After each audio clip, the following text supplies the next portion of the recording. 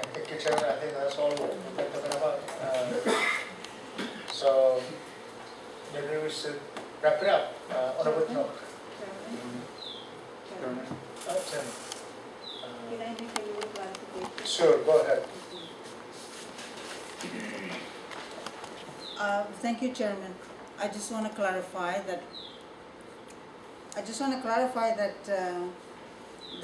The investment agreement, the one that is signed, that was the result of the government engaging in negotiations with a private entity for a private business, and that is not part of the government's role, and that's where the first wrong step was taken.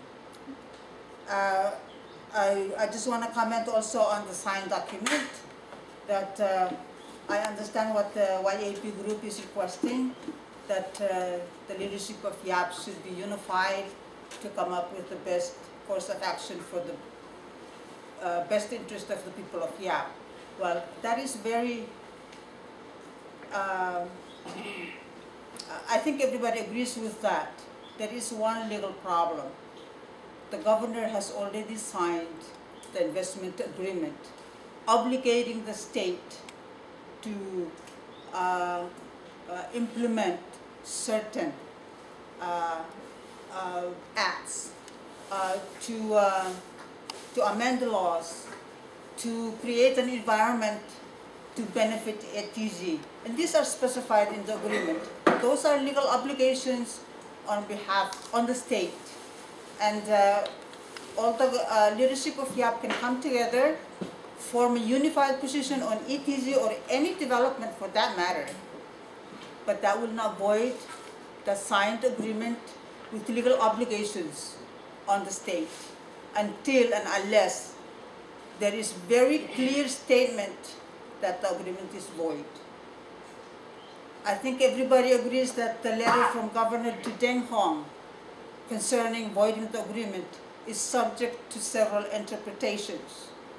And therefore, one can argue that the agreement is void. One can argue that it's only an invitation to go back to the table. And therefore, the agreement remains in effect. I have to say this because as legal advisor for the legislature, the legislative branch cannot undo or give effect to a different course of action other than that what the state is legally obligated to do. And the agreement obligates the state of YAP, despite the definition in the agreement.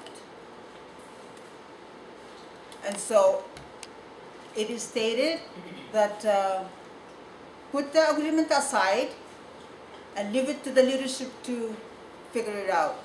That is fine. However, if the foreign investment permit and the business license were issued in anticipation of the signed agreement, and the government, the leadership, ignores those two instruments, the foreign investment permit and the business license, then we are leaving, we being the state government, leaving the landowners who are private citizens in the cold to fend for themselves without living up to the terms of the signed agreement. And so those two acts are not separable.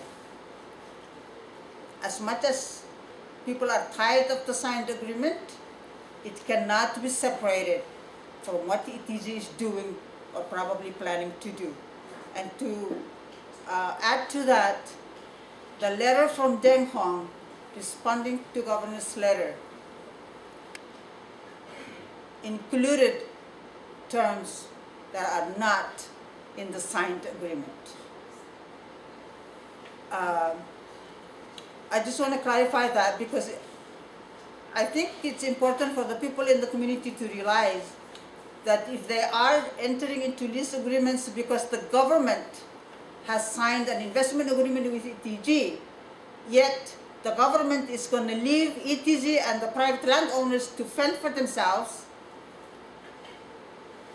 then what the people in the community is believing may not be entirely correct that they cannot rely on, depend on the government because of the signed agreement. Thank you. Thank you, Elsie. So the question is there any hope in or any chance of realizing any further benefit if we get the leadership of the state to come together and discuss or cannot do much? Thank you, Chairman. I'm assuming I'm supposed to address that along with anybody else. The state leadership can and probably should get together and form a unified position on any matter concerning the people of Yap.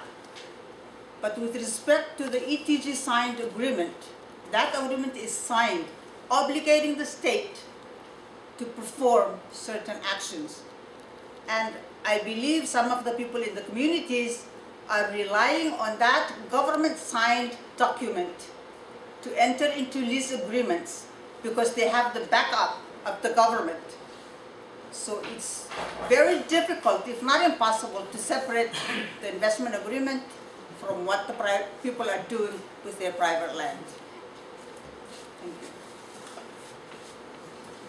Thank you, your counsel. So is there a chance of invalidating the agreement on the basis of anything, unconstitutionality, inconsistency,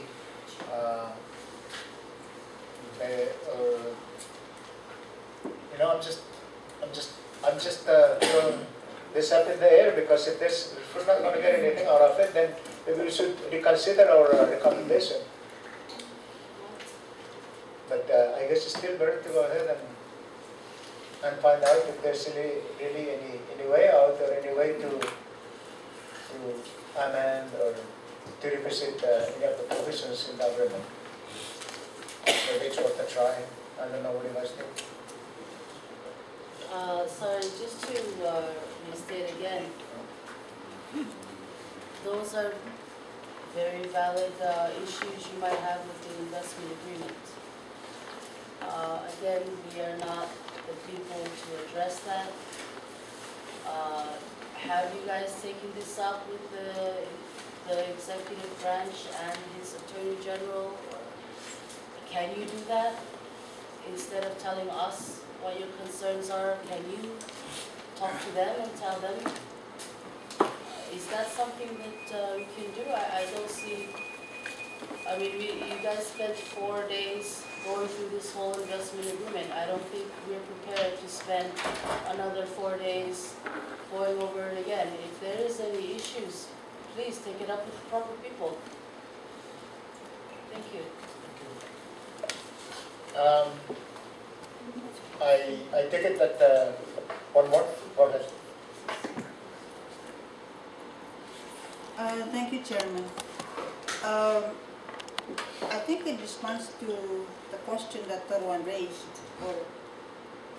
he was asking how the Y.A.P group could help.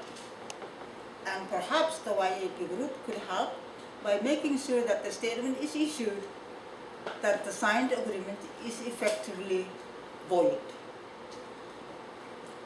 The legislature cannot change any term in that agreement, not because the legislature was not involved in the final draft, but because the legislature is not part of the negotiation and the signing of the agreement. Thank you. Thank you. Can you please, leadership, get together, talk it out, and decide for yourselves whether it needs to be voided or not? That is not for us to take up. Okay? I'm pretty sure we've made this position very clear and we're sticking by it. We're not going to request anything with regard to the investment agreement.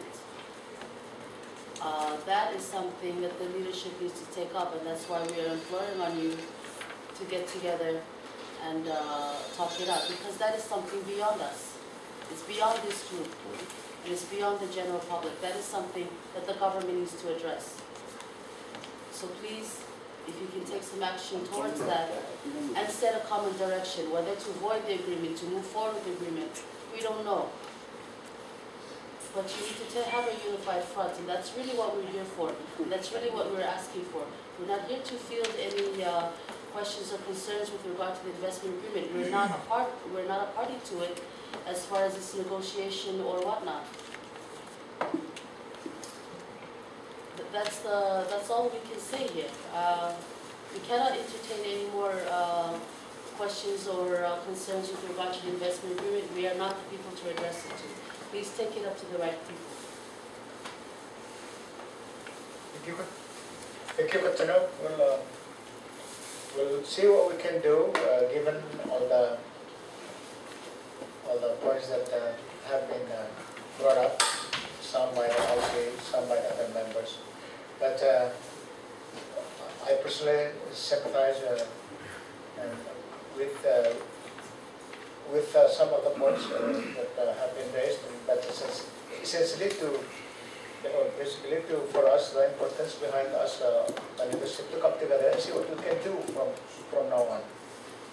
We may not be able to revise the agreement, but at least we can talk about the impending problems that we may not be able to avoid. At least we can deal with such problems. So that's all I can say for the time being, and I want to thank all the members of Yap Group and everyone out there who are listening. Sorry we did not really accomplish much, but at least we started from somewhere. And if we pursue and stay on the right course, we will eventually achieve something. And that should be our goal from now on. So with that, I thank you all very much.